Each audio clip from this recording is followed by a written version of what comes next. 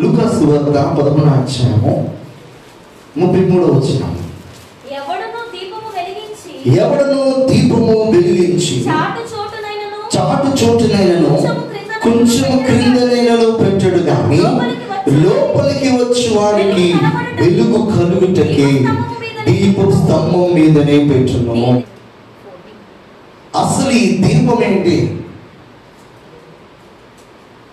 దీపము వెలిగిస్తే చాటు చోటును కాకుండా ఎక్కడ పెడతారన్నమాట?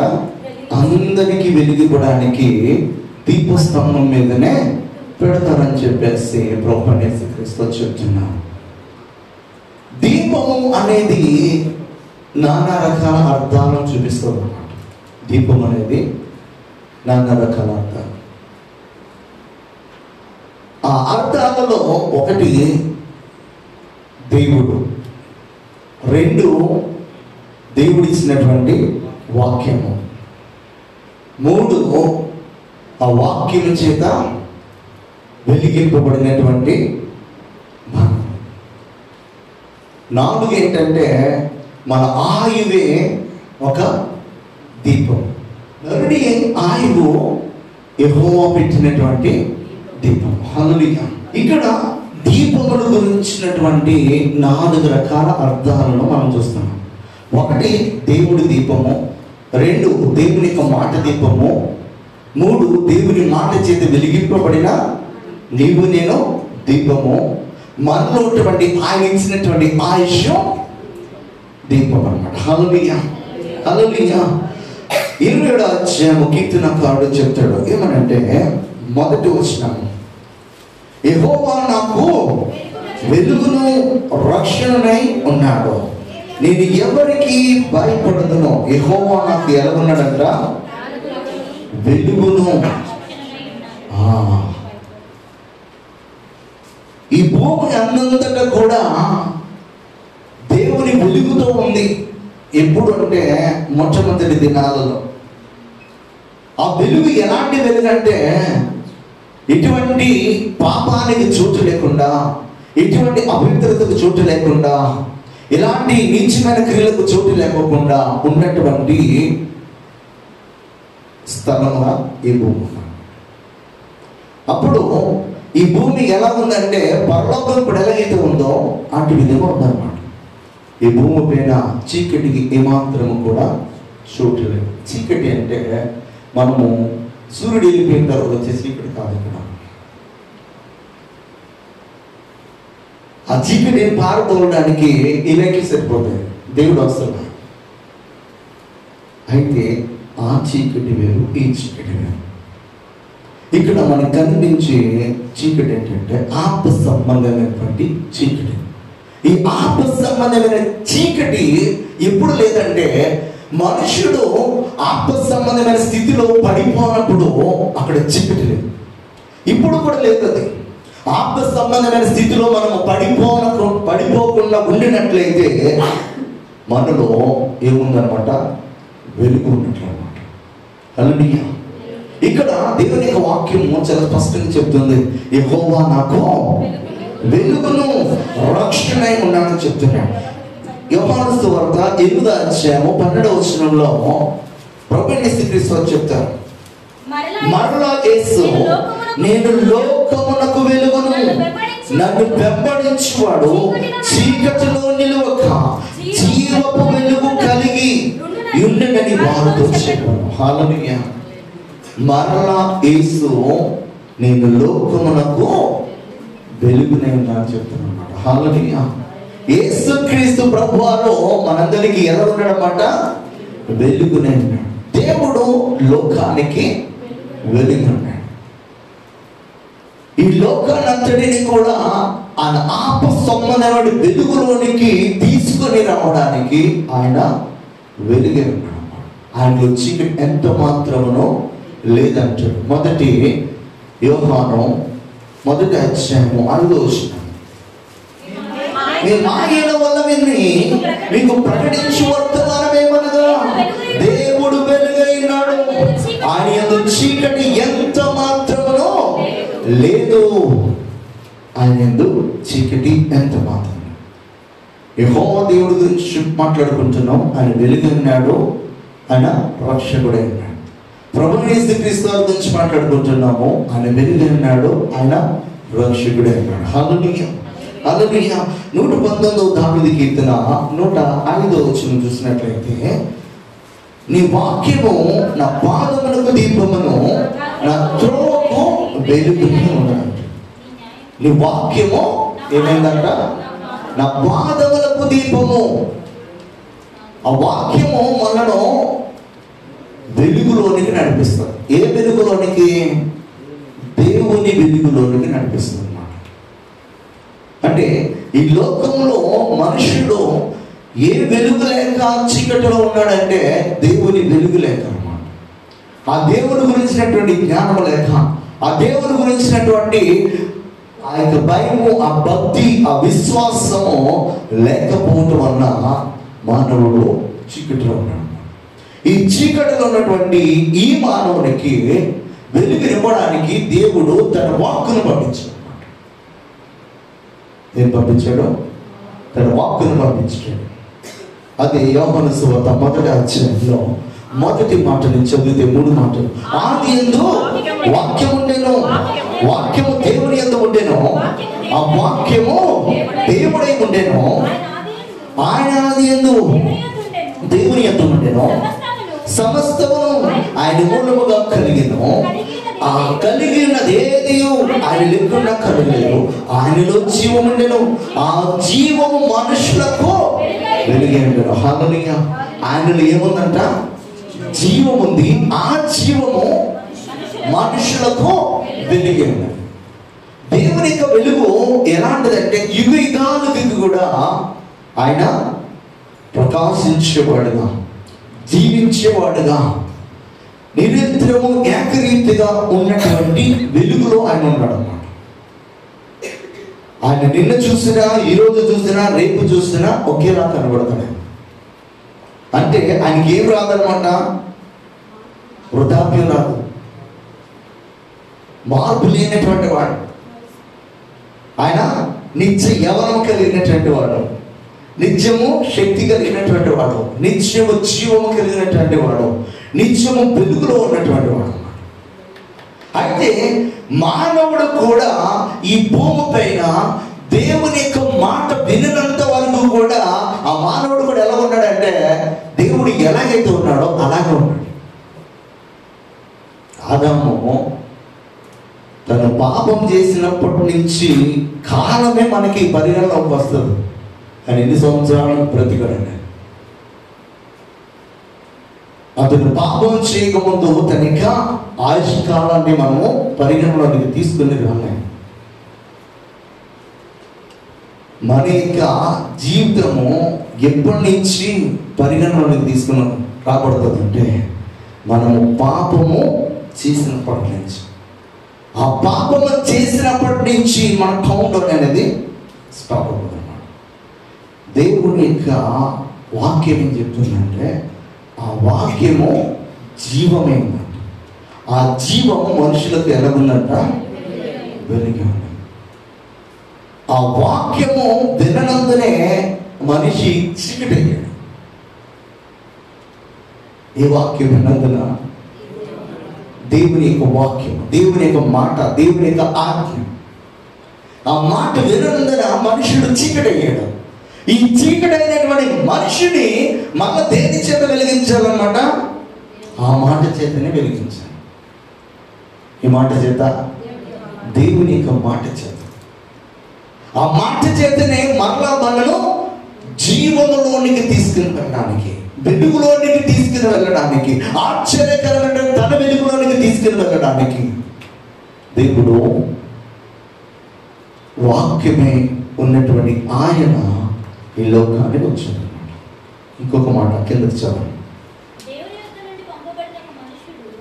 ఆ వెలుగు చీకటిలో ప్రకాశించుచున్నది కానీ చీకటి దాన్ని గ్రహింపకుండెను.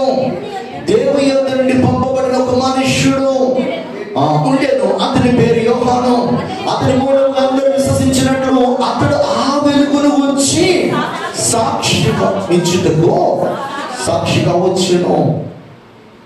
ఈ దేని గురించి సాక్ష్యం కూడా వచ్చారనమాట? వెలుగు గురించి. మనుషులకి ఏం కావాలన్నమాట? వెలుగు కావాలి. ఏ వెలుగు కావాలి? దేవుని వెలుగు కావాలి.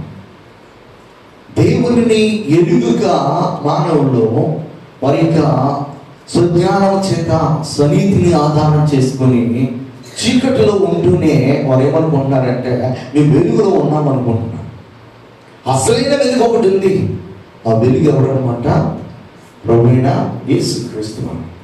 ఆయనని తెలుసుకోకుండా ఏ మానవుడు కూడా వెలుగులోనికి వచ్చినట్లు కాదన్నమాట.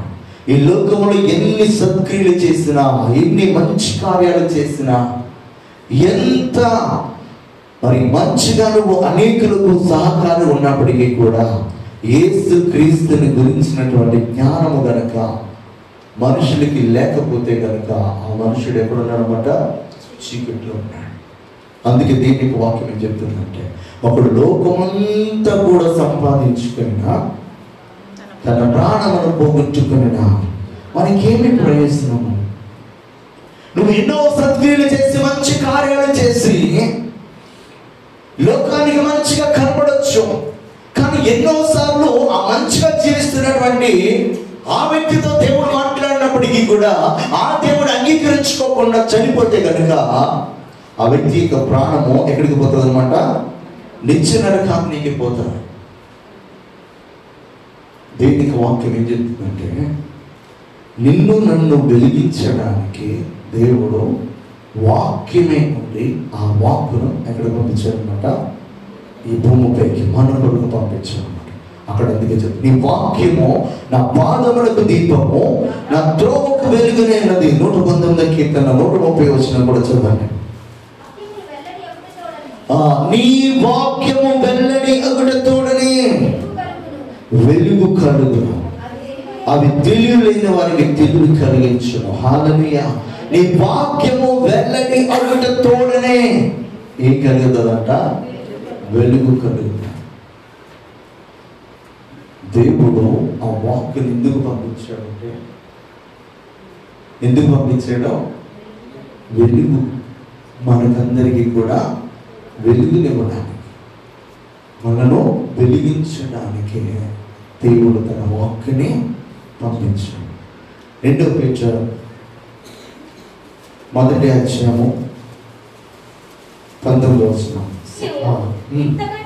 మరియు ఇంతకంటే స్థిరమైన ప్రవచన వాక్యము అనుకున్నది, తెల్లవారు వెలుగు చుక్క మీ హృదయములలో ఉదయించు వరకు ఆ వాక్యము చీకటి గల చోటును వెలిగించు దీపమైనట్టున్నది. దాని యందు మీరు లక్ష్యముంచిన యెడల మీకు మేలు. హల్లెలూయా. చాలా చక్కగా చెప్తున్నాడు పేతురు రాస్తూ, మీ హృదయములలో ఉదయించు వరకు అంట ఆ వాక్యం ఏం చేస్తుందంట?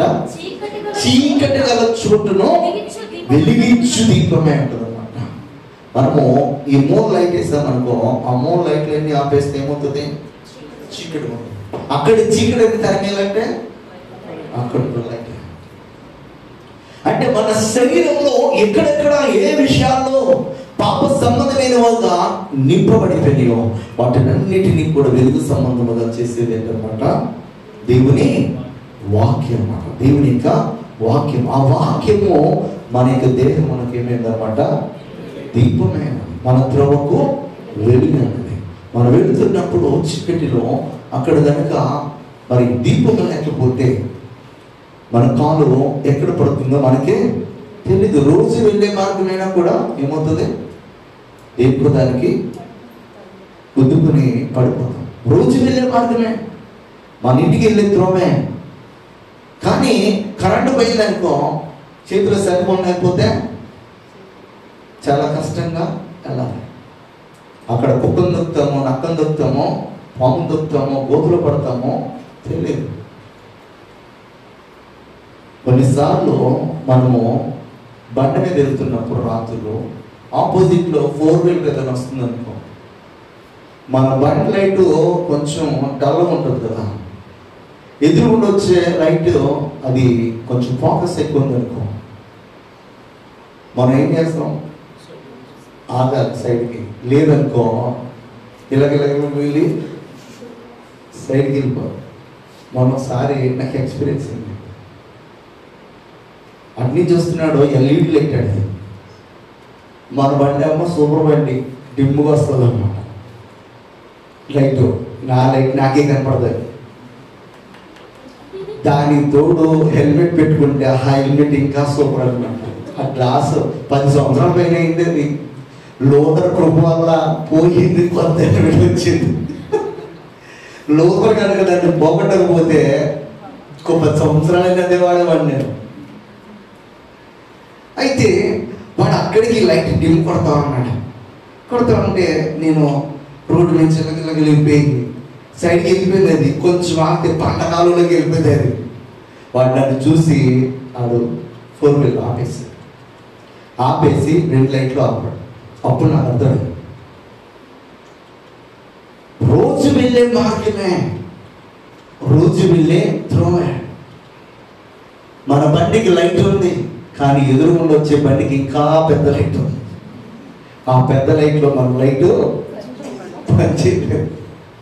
పని చేయకపోతే ఏమవుతుంది? పక్కకి పడిపోయి. హల్లెలూయా. అంటే మనల్ని వెలిగించడానికి ఆయన ఒక దీపమై, ఒక వెలుగై ఈ లోకానికి వచ్చింది. ఆయన వెలుగై ఉన్నాడు. ఆ వెలుగుతో మనను వెలిగించడానికి ఆ వాక్యం మనకి వస్తుంది అన్నమాట. హల్లెలూయా, హల్లెలూయా. ఈ రోజున మనందరం కూడా దేని చేత వెలిగింపబడుతున్నామంటే దేవుని వాక్కు చేత. హల్లెలూయా, హల్లెలూయా. కనుక మొదటి దీపము ఎవరన్నమాట? దేవుడు. రెండవ దీపము వాక్యము. హల్లెలూయా. కీర్తనకారుడు ఈ 18వ అధ్యాయం 8వ వచనం చెప్తాడు, నా దీపము వెలిగించువాడవు నీవే, నా దేవుడైన యెహోవా చీకటిని నాకు వెలుగుగా చేయను. హల్లెలూయా. నా దీపమును వెలిగించువాడవు నీవే. మనం కూడా దీపాలమే. అయితే ఈ దీపాలన్నీ ఏమైనా అన్నమాట ఇప్పుడు ఆరిపోయాయి. ఆరిపోయినటువంటి దీపాలు ఇప్పుడు ఏమవ్వాలన్నమాట? వెలుగా. ఎక్కడో స్టాండ్ ఆరిపోయిన దివిటీలు వెలగాలి, నిండాలి. ఈ గడియో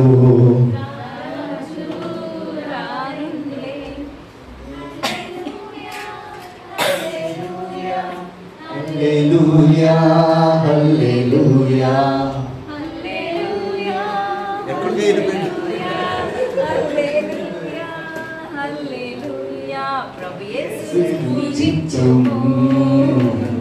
అనుదినము కనపరచెదము, ప్రభు యేసుని పూజించుము. అనుదినము కనపరచెదము, కీర్తనలు పాడి చప్పట్లు కొట్టి, కీర్తనలు పాడి చప్పట్లు కొట్టి సంతోషంగా నుండేదం, సంతోషంగా నుండేదం. చాలు. హల్లెలూయా. అంటే ఈ దీపాలన్నిటినీ కూడా ఇచ్చినకు వస్తున్నాడు అన్నమాట. ఆయన వెలిగించడానికి వస్తున్నాడు. హల్లెలూయా.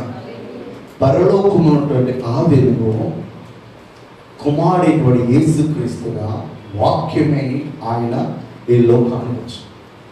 ఈ వాక్యము ఎవరి హృదయంలోకి వెళ్తుందో, ఎవరి హృదయంలో పనిచేస్తూ ఉంటుందో అక్కడ ఆ దేహము ఏం చేస్తూ ఉంటుంది అన్నమాట? వెలిగిస్తూ ఉంటుంది. మొత్తం అంతా వెలిగిపోయిన తర్వాత వీరు ఎలా మారుతారన్నమాట? దేవుని వలె, దేవుని స్వారూప్యంలోకి వస్తారు. హల్లెలూయా, హల్లెలూయా. దేవుడు వెలిగి అన్నాడు. ఆ వెలిగినటువంటి ఆయన వాక్యము అనే వెలుగు ద్వారా మనలోనికి వచ్చి మనను వెలిగించడానికి ప్రయత్నం చేస్తున్నాడు. కీర్తనకారుడు 36వ అధ్యాయము 9వ వచనం, నీ యొక్క జీవపు ఊట కలదు, నీ వెలుగును పొంది మేము వెలుగు చూచుచున్నాము. హల్లెలూయా. నీ యొక్క ఏ వెలుగు ఉందంట? జీవపు ఊట కలదు, నీ వెలుగును పొంది మేము ఆహా వెలుగు చూస్తున్నాము. హల్లెలూయా, హల్లెలూయా. దేవుడు మనలను వెలిగించడానికి, ఆయన ఆశ్చర్యకరమైన వెలుగులోనికి మనలో తీసుకుని రావడానికి ఆయన మరి మనతో మాట్లాడడానికి ప్రయత్నం చేస్తా ఉన్నాడు. హల్లెలూయా. కీర్తనకారుడు 37 ఆయన వెలుగు వలె నీ నీతిని మధ్యాహ్నం వలె నీ నిర్దోషత్వమును వెల్లడిపరచును. ఆయన వెలుగు వలె నీ నీతిని మధ్యాహ్నము వలె నీ నిర్దోషత్వమును వెల్లడిపరచును. హల్లెలూయా. ఆయన మనల్ని నిర్దోషులుగా చేయడానికి, మన నీతిమంతులుగా చేయడానికి, మనను పరిశుద్ధులుగా చేయడానికి, మనను ఆయన స్వారూప్యంలోనికి తీసుకొని రావడానికి ఆ వాక్యమైన వెలుగు చేత మనల్ని ఏం చేస్తున్నాడు అనమాట, నింపుతా ఉన్నాడు అనమాట. హల్లెలూయా. 43వ కీర్తన 3వ వచనం. నీ వెలుగును నీ సత్యమును బయలుదేరచేయము, అవి నాకు త్రోవ చూపును. నీ పరిశుద్ధ పర్వతమునకును నీ నివాస స్థలమునకును నన్ను తోడుకొని వచ్చినట్టు దావీదు. చాలా చక్కటి మాట ఈ మాట. ఈ మాట నాకు బైబిల్ తెలియక ముందు, ఇది లూథరన్ చర్చిలో ప్రతిరోజు ఆరాధన పాడతారనమాట. ప్రతిరోజు ఆరాధన పాడతారా? ఫస్ట్ క్రమం ఉంటుంది. అది లూథరన్ చర్చి గారు వెళ్ళారా? పాడతారు కదా ఈ పాట. పాటలో ఈ వర్డ్ ఉంటుంది, నీ వెలుగును నీ సత్యమును బయలుదేరచేయము, అవి నాకు త్రోవ చూపును. నీ పరిశుద్ధ పర్వతమునకును నీ నివాస స్థలమునకు నన్ను తోడుకొని వచ్చును. హల్లెలూయా. అంటే ఆయన వెలుగులోనికి, ఆయన సత్యంలోనికి, ఆయన మరి నివాస స్థలంలోనికి నడిపించిందంతా కూడా ఏంటనమాట, ఆయన వాక్యం. హల్లెలూయా, హల్లెలూయా. వాక్యము లేకే చాలా మంది పడిపోతుంటారు. వాక్యము లేకే చాలా మంది దారి తొలగిపోతారు. వాక్యము లేకే చాలా మంది ఆ చీకటిలోనే ఉండిపోతుంటారు. అందుకే దావీదు అంటున్నాడు అనమాట, నీ వెలుగును నీ సత్యమును బయలుదేర చేసి అవి నాకు తోచున్నాడు. నీ వెలుగు నీ సత్యము అంటే వాక్యమే. వెలుగు అంటే వాక్యమే, సత్యం అన్న వాక్యమే. నీ వాక్యమే సత్యం, నీ వాక్యమే సత్యం. అందుకే ఆయన అంటే నేనే మార్గము, నేనే జీవము, నేనే సత్యం. హల్లెలూయా. నేనే అన్నక్కడ వాక్యమే సత్యము, వాక్యమే జీవము, వాక్యమే మార్గము. హల్లెలూయా, హల్లెలూయా. కనుక ఆ వెలుగును ఆ సత్యమును బయలుదేరదేస్తే అవి నాకు త్రోవ చూపెడతాయా. నీ పరిశుద్ధ పర్వతమునకు నీ నివాస స్థలమునకు నన్ను తోడుకొని వస్తాయని చెప్పేసి భక్తునటువంటి దావీదు దేవుని సన్నిధిలో అడుగుతున్నాడు అన్నమాట. మనం కూడా దేవుని సన్నిధిలో ప్రతిరోజు కూడా అడగాల్సింది ఏంటంటే, నీ వాక్య చేత నన్ను నింపాయా, నీ కృపకు నన్ను పాత్రుడిగా చేయ, నీ వాక్యము ద్వారా నన్ను నీ వెలుగులోనికి నడిపించని చెప్పేసి మనం ప్రతిరోజు అడిగేవారు ఉన్నారు. అది కీర్తనకారుడు 50వ అధ్యాయంలో 10వ వచనం చెప్తాడు, దేవా నీవు మరణములో నుండి నా ప్రాణమును తప్పించున్నావు, నేను జీవపు వెలుగులోనికి దేవుని సన్నిధిని సంచరించినట్లు జారి పడకుండా నీవు నా పాదములను రక్షించున్నావు. హల్లెలూయా. దేవా నీవు మరణములో నుండి నా ప్రాణమును తప్పించున్నావు, నేను జీవపు వెలుగులో దేవుని సన్నిధిని సంచరించు, నేను జీవపు వెలుగులో దేవుని సన్నిధిని సంచరించున్నట్లు జారి పడకుండా నీవు నా పాదములను తప్పించున్నావు. హల్లెలూయా. దేవుని యొక్క వాక్యము మనను తప్పించేది, ఆ వాక్యము మనను నడిపించేది, ఆ వాక్యము మనను వెలిగించేది. ఆశ్చర్యకరమైన ఆయన యొక్క వెలుగులోనికి మనను నడిపించడానికి దేవుడు ఈ లోకానికి తన యొక్క మరి వాక్కును పంపించాడు. 12వ అధ్యాయం యోహాను సువార్త 46వ వచనం, నా యందు విశ్వాసముంచు ప్రతివాడు చీకటిలో నిలిచి ఉండకుండానట్లు నేను ఈ లోకమునకు వెలుగుగా వచ్చును. హల్లెలూయా. నా యందు విశ్వాసముంచువాడంట ప్రతివాడు చీకటిలో నిలిచి ఉండకుండానట్లు నేను ఈ లోకమునకు వెలుగుగా వచ్చిన చెప్తాను. హల్లెలూయా. ఆయన యందు మనం ఎప్పుడైతే విశ్వాసం ఉంచి నడుస్తున్నామో మనను ఎక్కడ ఉండకోకుండా ఆయన బయటికి తీసుకొస్తాడనమాట. చీకటిలో ఉండకోకుండా ఆయన వెలుగులోనికి తీసుకుని వస్తాడు. ఆయన వెలుగులోనికి తీసుకుని వచ్చి మనల్ని ఏం చేస్తారనమాట, ఆయన వల్ల మారుస్తాడు. మనం వెలిగింపబడతాం. అప్పుడు మనం ఎలా మారుతామన్నమాట, వెలుగుగా మారుతాం. దేవుడు వెలుగు అన్నాడు, వాక్యం వెలుగు ఉంది. ఆ తర్వాత నీవు నేను వెలుగుగా. దేవుని యొక్క కాన్సెప్ట్ అది. హల్లెలూయా. హల్లెలూయా. ఆ వెలుగు భూమిపైకి వచ్చింది ఎందుకంటే మనల్ని వెలిగించడానికి. ఇందాక దీపస్తంభం మీద ఎందుకు పెడతాము అంటే ఇతరులకు వెలిగిన దేవుడు వెలిగి ఉన్నాడు కనుక ఆ వెలుగులోనికి మనను తీసుకుని వెళ్ళడానికి ఆయన పరమటి విడి చీకటి అయినటువంటి ఈ భూమిపైకి రావచ్చాడు. ఈ చీకటితో నిండినటువంటి ఈ భూమిని వెలిగించడానికి వచ్చాడు. ఆ వెలిగించడానికి ఆయన ఒక్కడే కాకుండా ఆయన కొంతమందిని వెలిగించి ఈ లోకానికి వెలుగు ఉన్నాయా అని చెప్పేసి పంపించాడు. ఆ వెలుగు ఇవ్వడానికి వచ్చినటువంటి వారే 12 మంది అపోస్తలులు. వారు వెలిగింపబడుతున్న వారే ఇంకా ఇంకా ఇంకా ఇంకా మిగతా అపోస్తలులు, మిగతా విశ్వాసం. వీరందరూ కూడా వెలిగింపబడిన తర్వాత చాటున ఉండలేదు. వీళ్ళు వెలిగింపబడిన తర్వాత మరిగే ఉండలేదు అనమాట. ఆ వెలుగును గురించి మీరు ఏం చేసడానికి వచ్చారన్నమాట, ప్రకటించడానికి వచ్చారు. ఆ వెలుగును గురించి సాక్ష్యం ఇవ్వడానికి వచ్చారు. ఆ వెలుగును గురించి హతసాక్షులు అయిపోవడానికి సమస్తమైనటువంటి దేశాల అన్నిటికీ కూడా వారు ప్రయాణం చేస్తూ ఆఖరికి వారి పుట్టిన ప్రాంతాన్ని, వారి సర్జన్లను అందరినీ కూడా విడిచిపెట్టి తమది కాని దేశంలో తమది కాని ప్రజల కొరకు వారికి వెలిగించుటకు, వారిని వెలిగించడానికి, వారిని ఆశ్చర్యకరమైన దేవుని వెలుగులోనికి తీసుకుని రావడానికి వీరి దీపాన్ని ఏం చేసుకున్నారో ఆపివేసుకున్నారు. వీరి దీపం అంటే ఆయుష్. మరి ఇంకా ఆయుష్ అనేది అక్కడ మరి హతసాక్షులుగా అయిపోయే విధంగా వారు చెందినారు.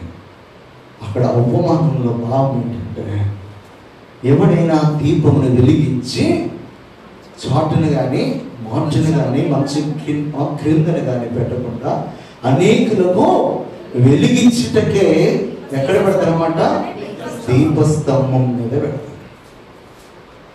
రక్షణ పొందుకున్న నీవు కానీ నేను కానీ, వెలిగింపబడిన నీవు కానీ నేను కానీ, ఆశ్చర్యకరమైన ఆయన వెలుగులోనికి వచ్చినటువంటి మనందరము ఇంకనో రక్షణ లేనటువంటి వారికి ఈ దీపము ఏమవ్వాలన్నమాట, వెలిగించేదిగా, మార్గాన్ని చూపించేదిగా ఉండాలని చెప్పేసి దేవుడు ఏం చేస్తున్నాడు అన్నమాట, ఈ ఉపమానం ద్వారా దేవుడు చెప్తున్నాడు. అందుకే ఒక చోట ప్రభువైన యేసుక్రీస్తు కొండ మీద ప్రసంగం చేస్తున్నాడు. కొండ మీద ప్రసంగం చేస్తున్నప్పుడు అక్కడ చాలా స్పష్టంగా చెప్తున్నారు. ఆ మాట చదివితే మనకు బాగా అర్థమవుతుంది. 5వ అధ్యాయం మత్తయి సువార్త 14వ వచనం చదవమా. మీరు లోకమునకు వెలుగై ఉన్నారు, కొండ మీద నుండి పట్టణము మరుగై ఉండలేదు.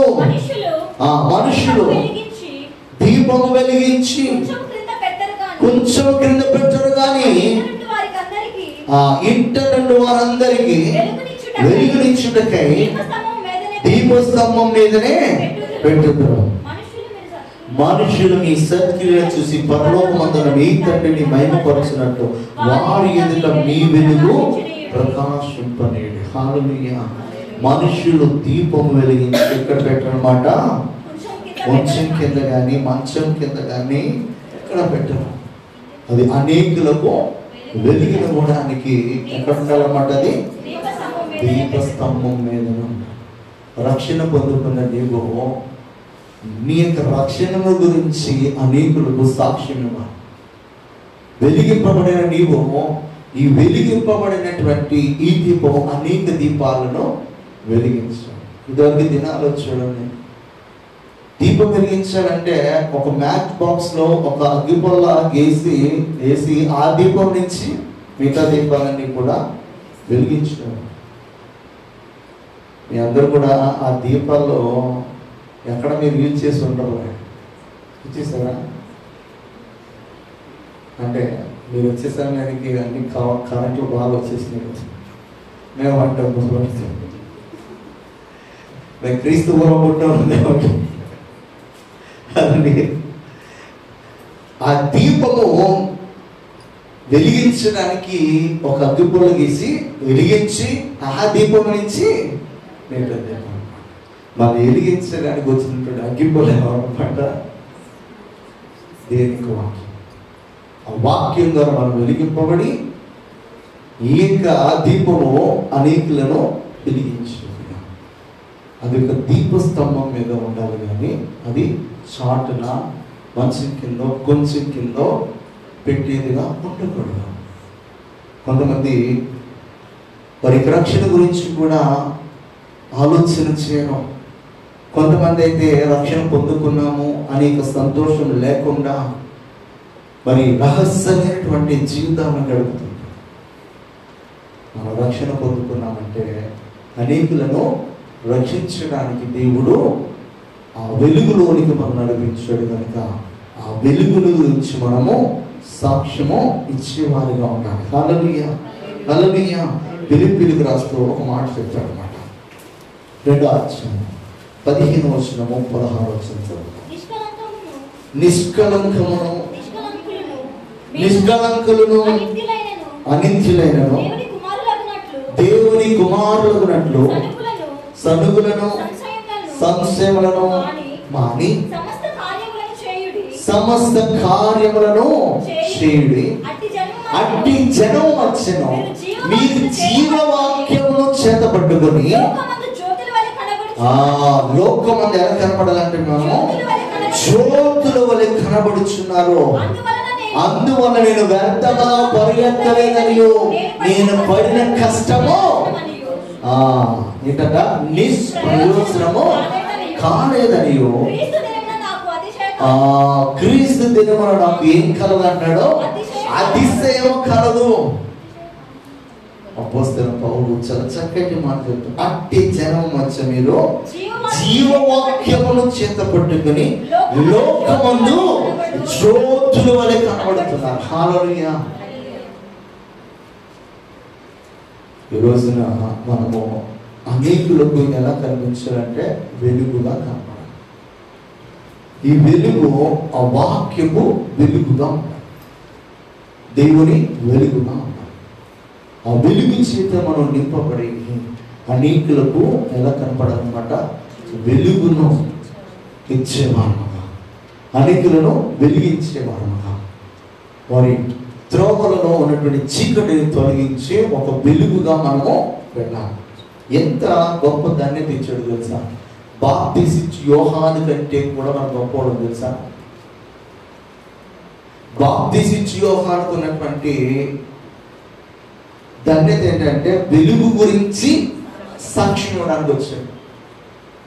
మనం వెలుగు గురించి సాక్ష్యం ఇవ్వడానికి రాలే, మనం వెలిగించడానికి పంపబడుతుంది దేవుని.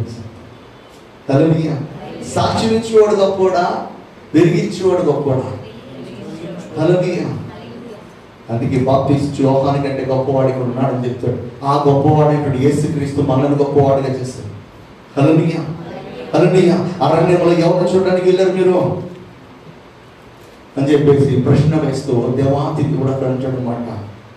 ఆ బాప్తిస్మిచ్చు యోహాను కంటే గొప్పవాడు నేను ఇక్కడ ఉన్నాను. నన్ను విడిచిపెట్టేసి మీరు అరణ్యంలో తేనె త్రాగుతూ మెడకలు తిని చర్మపు చొక్కాన కట్టుకున్నటువంటి ఆ యోహాను దగ్గరికి మీరు ఎందుకు వెళ్ళాలని చెప్పేసి దేవుని కోపం వచ్చింది.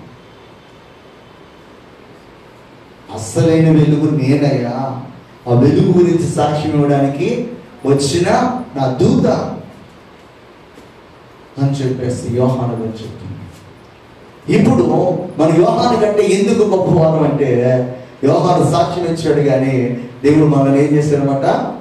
వెలుగుగా మార్చేశాడు. హల్లెలూయా. ఆ వెలుగులో మనం అనేకులను వెలిగించడానికి ఆ వెలుగు ద్వారా మరి దేవుని యందు అనేకులను ఆకర్షించడానికి దేవుడు ఏం చేస్తారన్నమాట, నన్ను వెలుగు ఉంచాడు. హల్లెలూయా. మోషేను ఆకర్షించింది ఆ వెలుగు, ఆ మండుచున్నటువంటి ఆ పొగ, ఆ వెలుగు, ఆ కాంతి, మరి అగ్ని ఎందుకు ఇలా మండుచున్నది, ఎందుకు చెట్టు కాలకలేదని చెప్పేసి ఆ మండుచున్నటువంటి ఆ పొగ, ఆ వెలుగు ఒత్తిడి ఆకర్షించింది. ఆ ఆకర్షణకు లోనైనటువంటి మోషే ఆ పొద ఎత్తుకు వెళ్ళినప్పుడు ఇశ్రాయేలు అందరూ కూడా దేవుని వెలుగులోనికి, దేవుని రక్షణలోనికి, దేవుని యొక్క వాగ్దాన దేశంలోనికి నడిపించడానికి ఒక వెలుగుగా వారికి ఉపయోగపడింది. దేవుని యొక్క వాక్యాన్ని వింటున్న మనందరం కూడా వెలిగింపబడి లోపలికి ప్రవేశించు వారికి వెలిగించుటకే, అంటే లోపలికంటే ఏ లోపలికి, నా చర్చి లోపల పరలోక రాజ్యం, దేవుని యొక్క రాజ్యంలోనికి రావాలని ఆశపడే వారికి అందరికీ కూడా మనము ఎలా మారుతామన్నమాట, ఒక వెలుగుగా ఉండి ఆయన యొక్క వాక్యాన్ని, ఆయన గురించి ఉండే జ్ఞానాన్ని మనము బోధిస్తూ అనేకులను ఆయన రాజ్యములోనికి ఆహ్వానించడానికి మనం ఒక వెలుగుగా ఉండాలి అని చెప్పేసి దేవుడు ఆ యొక్క ఉపమానాన్ని చెప్తున్నాడు. దేవుడు వెలుగు ఉన్నాడు, దీనికి వాక్యము వెలుగండి, మనము వెలుగైనాం. హల్లెలూయా. మీరు లోకమునకు వెలుగై ఉన్నారు. చదవలేదాక చదవమా, మీరు లోకమునకు వెలుగై ఉన్నారు. మనము లోకానికి వెలుగు ఉన్నాం కనుక ఆ వెలుగు దీపస్తంభం మీద ఉండి అనేకులను వెలిగించేదిగా ఉండాలని చెప్పేసి దేవుని యొక్క వాక్యము సెలవుస్తుందన్నమాట. హల్లెలూయా. ఇక్కడ దీపము అంటే దేవుని యొక్క వాక్యము, దేవుడు, ఆ తర్వాత మనము